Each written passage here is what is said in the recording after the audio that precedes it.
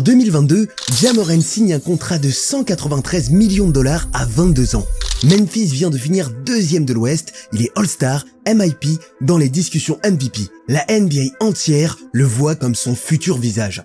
3 ans plus tard, cette même franchise écoute les offres pour s'en débarrasser. Certains parlent de ses performances en chute libre, d'autres parlent des polémiques, et beaucoup ne comprennent tout simplement pas ce qui se passe avec lui. Mais au fond, c'est quoi le vrai problème? Est-ce que Ja Morant est victime de la NBA?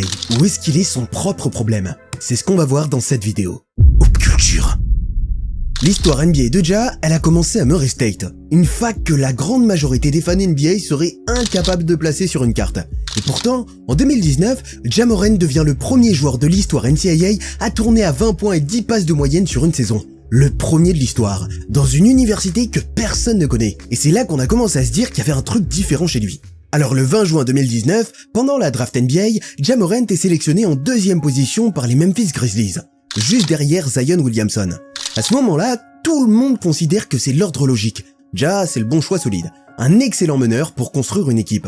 Dès sa première saison, Ja affiche 17 points et 7 passes de moyenne. Et les statistiques ne racontent même pas la moitié de l'histoire. Ce qu'elles te disent pas, c'est l'effet que ça faisait de le regarder jouer. Un meneur d'1m90 qui monte dunker sur des pivots de 2m10. Un premier pas tellement explosif que les défenseurs semblent évoluer au ralenti. Et surtout des posters qui font le tour des réseaux en quelques heures. Personnellement, Ja, il m'avait matrixé. Le mec était explosif, imprévisible, insolent, il avait pas peur. Ja Morant, c'était vraiment un renouveau. Sur un terrain, c'était du chaos, mais du chaos maîtrisé, du chaos qui avait un sens, le genre de joueur qui te fait lever de ton canapé sans prévenir. Et c'est ce même chaos qui a redonné une identité à Memphis. Parce qu'il faut se rappeler où en étaient les Grizzlies avant son arrivée. Une franchise en pleine reconstruction, plus de playoffs depuis 2017, l'ère Marc Gasol et Mike Conley était terminée depuis un moment, et il n'y avait pas grand chose à l'horizon. Memphis était devenu une équipe qu'on oubliait facilement. Et puis Ja a tout changé. Alors en juin 2020, il est élu Rookie of the Year. Jusqu'ici, c'est franchement logique, mais c'est la saison suivante que les choses vont vraiment devenir sérieuses. Le 21 mai 2021, il y a le play-in, et nos chers Grizz, ils vont jouer contre Golden State. L'équipe a besoin d'une victoire pour se qualifier en play-off, le genre de match où la pression est franchement maximale. Et Ja, il répond avec 35 points, 6 rebonds et 6 passes. Memphis retourne en play-off pour la première fois en 4 ans, et c'est Ja qui a porté cet exploit. Lors du premier tour contre Utah, Ja il tourne à 30 points et 8 passes de moyenne sur la série. Au game 2, il en met 47, record de franchise en play-off. Le gars a 21 ans et il est déjà en train de réécrire l'histoire des Grizzlies. Alors la saison 2021-2022, c'est la confirmation totale. Memphis termine 2e de la conférence Ouest. 2e, avec un groupe dont la moyenne d'âge ne dépasse pas les 25 ans. Ja est titulaire au All-Star Game d'ailleurs. Il remporte le trophée de Most Improved Player. Il est sélectionné dans la All-NBA Second Team et il finit 7e dans les votes pour le MVP, à 22 ans. Et si Ja Morant a pu faire tout ça à Memphis, c'est parce qu'on lui a donné quelque chose que la plupart des joueurs n'ont jamais, du temps. Quand Ja est arrivé, il a fait des erreurs, il a forcé, mais son coach l'a laissé jouer. Et c'est comme ça qu'il est devenu un joueur important dans la rotation. Maintenant, si tu compares avec ta réalité, peut-être que toi, sur le terrain, dès que tu fais la moindre erreur, tu retournes sur le banc. Dès que tu perds la balle, tu sais que ton coach va annoncer un changement à la table. Tu joues 5 minutes et on te demande d'être parfait. Ja Morant, sans ce temps de jeu-là, n'aurait jamais existé. Sans confiance, il n'y a pas de progression. 100 minutes, le talent reste invisible. Et c'est exactement là que la plupart des joueurs se plantent. Ils n'arrivent simplement pas à devenir le joueur que leur coach a envie de faire jouer. C'est pour ça que j'ai créé le guide « Être le joueur que ton coach fait jouer ». Et c'est pas des conseils bullshit genre viens 2 heures avant à la salle, c'est des vrais conseils parce que je suis passé par là pour t'expliquer comment gagner la confiance d'un coach. Et si t'en as marre de regarder les autres jouer à ta place, le lien est en description. Bref. Le 6 juillet 2022, les Grizzlies officialisent son extension maximale, 193 millions de dollars sur 5 ans. Avec les bonus, ça peut monter jusqu'à 231 millions. À ce moment précis, il n'y a aucun doute, le gamin de Murray State, celui que personne n'avait vraiment vu venir, est devenu une superstar. Memphis est redevenu une place forte de l'Ouest, une équipe qui fait peur, une équipe avec une identité. L'avenir semble immense. Sauf que voilà, tout était aligné. Le talent, l'argent, le statut, la franchise derrière lui, les coéquipiers pour l'entourer, tout semblait parfait. Sauf qu'on allait bientôt découvrir que le terrain ne suffisait plus, que le problème n'allait pas venir du basket et que la suite de l'histoire serait beaucoup plus compliquée que prévu. Bon, au début, faut pas franchement s'inquiéter. Ja Morant qui fait des célébrations provocantes après un poster, c'est normal. Le gars qui trash talk ses adversaires et mime des gestes de pistolet vers le public, ça fait partie du personnage. C'est du spectacle. C'est l'intensité d'ailleurs qu'on aime chez lui. Cette attitude un peu de méchant assumé, ça colle parfaitement avec son jeu. Et puis honnêtement, en 2021-2022, tout le monde trouve ça plutôt cool. Ça renforce son image, ça alimente sa legacy, bon, si on peut appeler ça une legacy. Sauf que ce qui se passe sur un parquet ne passe pas forcément ailleurs. L'été 2022, les premiers signaux apparaissent.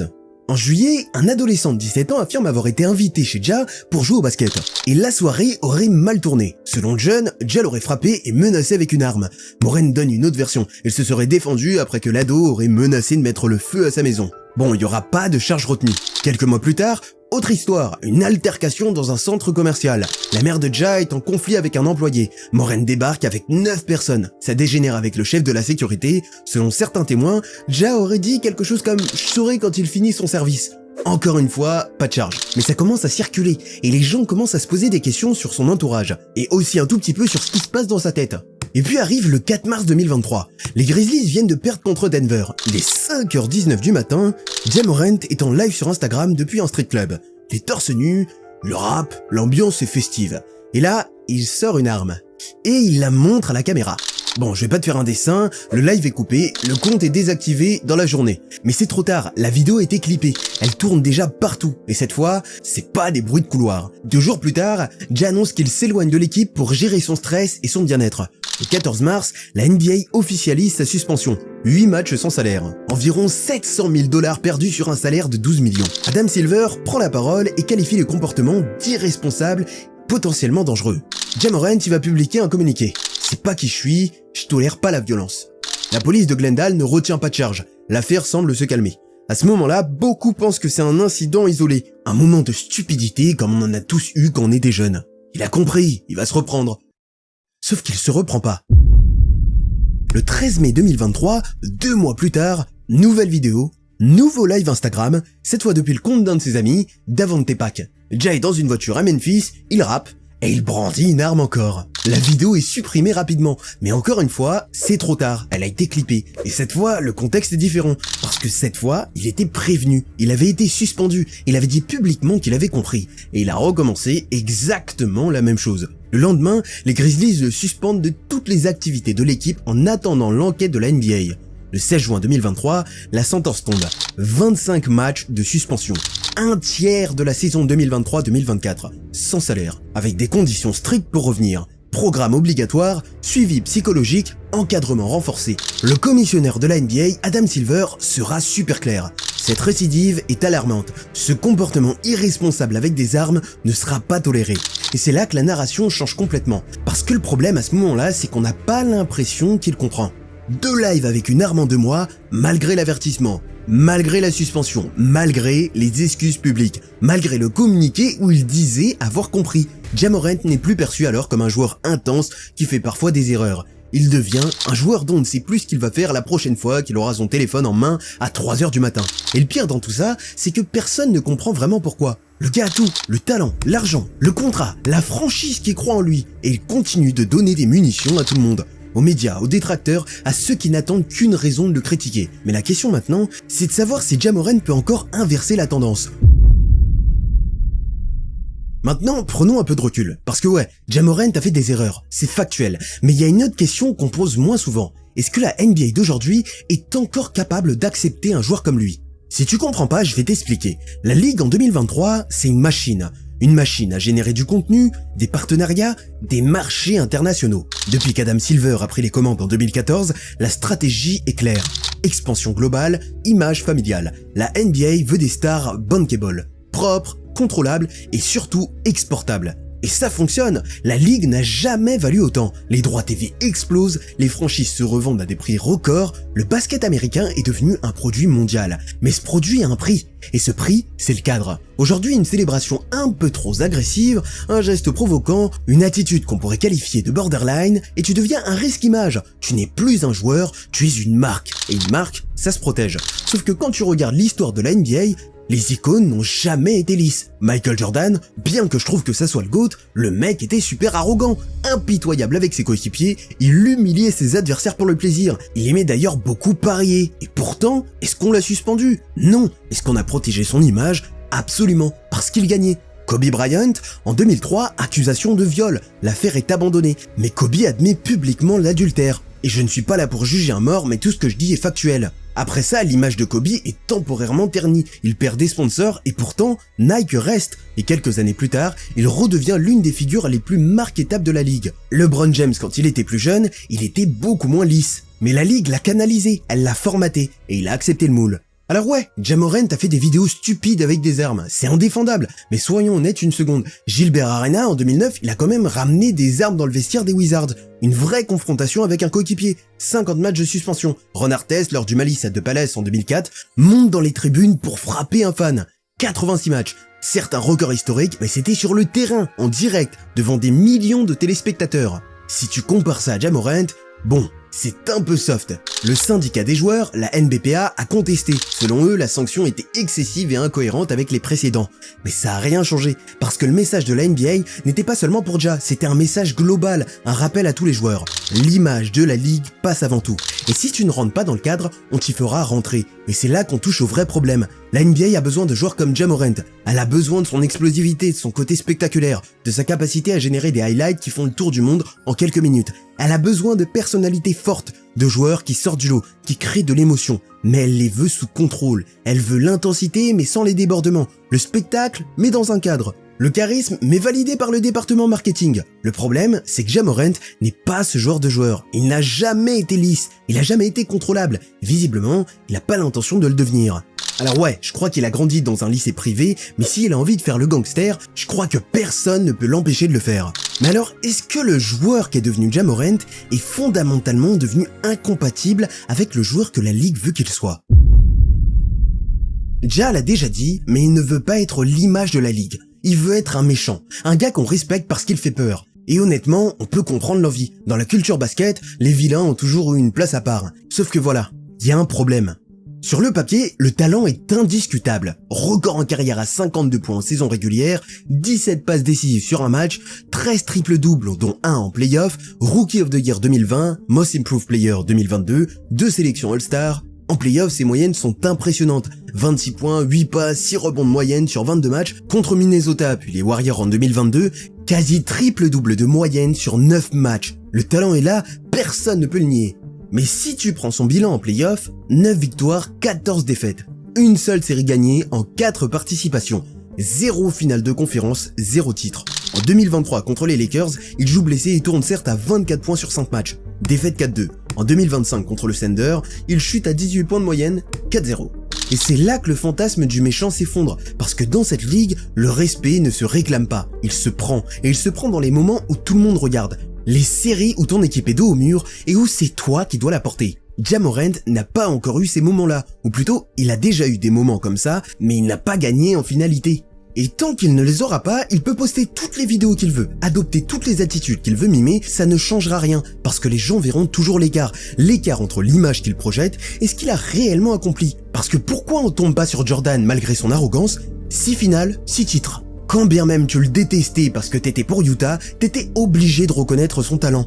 Le vrai problème de Ja, c'est pas la NBA qui le cadre, c'est pas les médias qui le critiquent, c'est pas les suspensions qui le freinent. Le vrai problème, c'est qu'il essaie de jouer un rôle qu'il n'a pas encore mérité. Mais ça déjà, c'est quand il était au top de sa forme, alors qu'aujourd'hui, on est franchement dans une chute qui fait peine à voir. En janvier 2026, la réalité est dure pour Ja Morant. Ja Morant tourne actuellement à 19 points et 7,6 passes de moyenne. Sur le papier, c'est encore des stats de bon joueur. Mais quand tu compares avec ce qu'il faisait avant, le contraste est brutal. En 2021-2022 et 2022-2023, Ja tournait à plus de 27 points de moyenne. Il shootait à plus de 50% au tir. Il était All-Star. Il était dans les discussions MVP. Il terrorisait les défenses adverses. Aujourd'hui, 41% au tir.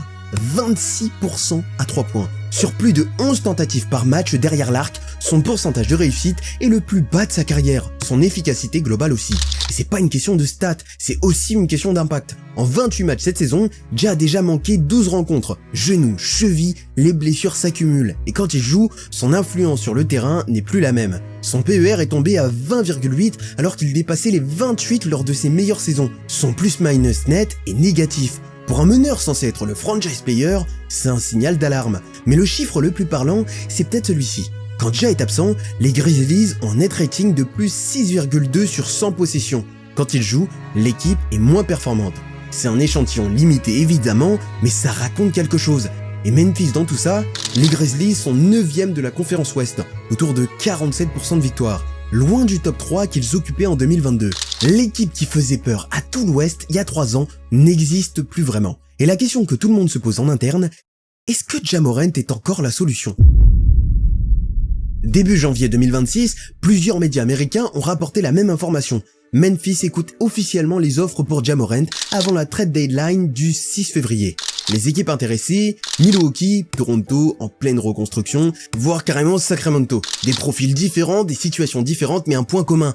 Aucune de ces franchises ne voit Ja comme le sauveur absolu. Elle le voit comme un pari. Un talent énorme mais avec des risques aussi énormes. Et ces risques, les dirigeants ne s'en cachent même plus. Un GM l'a résumé assez simplement. C'est un talent d'élite, mais les red flags sont trop nombreux. Le contrat de Ja n'aide pas aussi. 40 millions cette saison, 43 millions l'année prochaine. Près de 47 millions en 2027-2028 avec une player option. Pour une équipe qui veut le récupérer, c'est un engagement massif. Tu prends pas ce risque si t'es pas convaincu à 100%. Et visiblement, très peu de franchises le sont. De son côté, Ja s'est dit ouvert à un changement d'environnement. C'est pas une demande de trade officielle, c'est plutôt une porte laissée ouverte. Ces agences sondent apparemment des contenders à l'Est. Boston, Cleveland, des équipes qui pourraient lui offrir un nouveau départ. Ce qui est frappant dans tout ça, c'est à quel point la conversation a changé. Il y a 3 ans, on parlait de Ja Morant comme du futur visage de la ligue.